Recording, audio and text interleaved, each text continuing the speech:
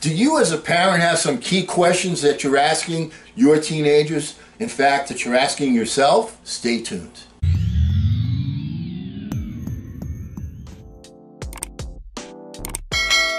Hello again, everyone. I'm Eli's dad with Project Eli, where we educate, we lead, we inspire. And last time we got together, we were talking about a TEDx video put out.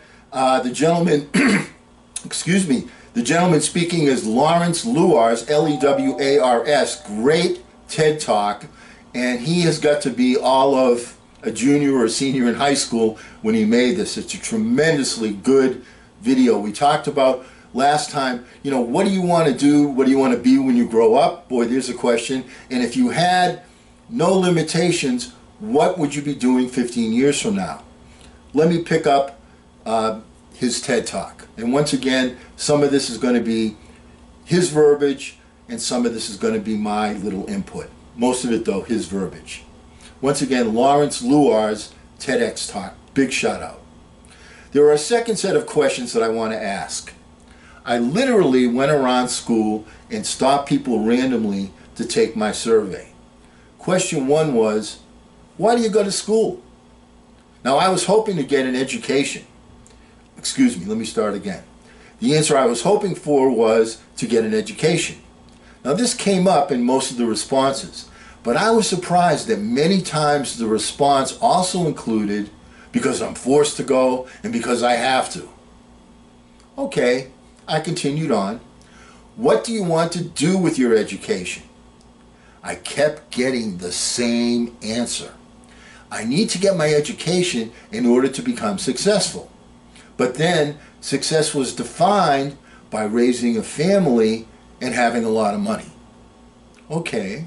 My next question was, if this is what you believe to be success, raising a family and having a lot of money, you need an education to do that. What is it that you would want your children to achieve? Now, I was hoping for answers like, I want my son to change the world. I want my daughter to leave a mark on history. But those were not the answers I got. The most common thing that I got was, I want my child to be happy, which is great. But when asked more specifically, what do you want your child to achieve? I got answers like, I want my son to get a good education, and I want my daughter to make enough money for herself. I was starting to see a cycle, a really boring cycle. So, we live in a world where dreams take a back seat to job security, and passion comes second to production. So, are we living to live, or are we living to clock out? I love that question. Are we living to live, or are we living to clock out? Are we just repeating the cycle?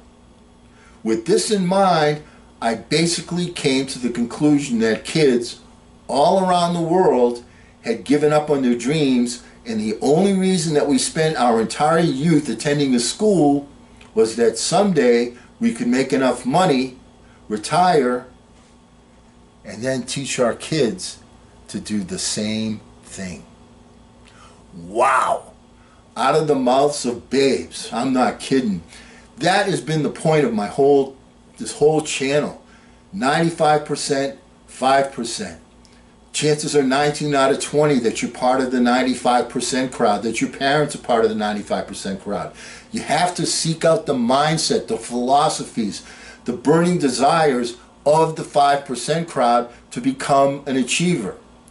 Otherwise, you're going to get on that same old treadmill of life, which is, are we living to live, or are we just living to clock out? And most people are clocking out. Their passion ceases, and they just go on their treadmill, doing the same thing day after day. That's why I end every single video here with, hey, don't ration the passion, fashion the passion.